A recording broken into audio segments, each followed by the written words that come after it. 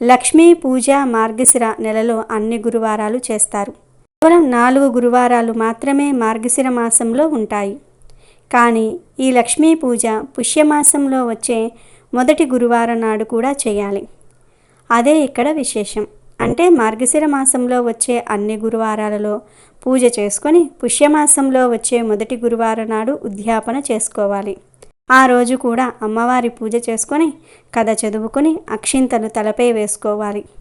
ఒక ముత్తైదువుని పిలిచి భోజనం పెట్టి 9 పూర్ణం బూరెలు పెట్టి దక్షిణ తాంబూలాలు ఇవ్వవలెను. శక్తి ఉన్నవారు చీర కూడా పెట్టవచ్చును, లేకపోతే జాకెట్ ముక్కతో సరిపెట్టవచ్చును.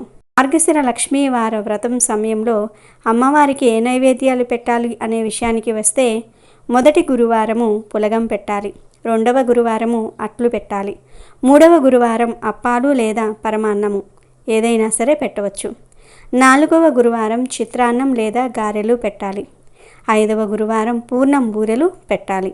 ప్లీజ్ సబ్స్క్రైబ్ చేయండి.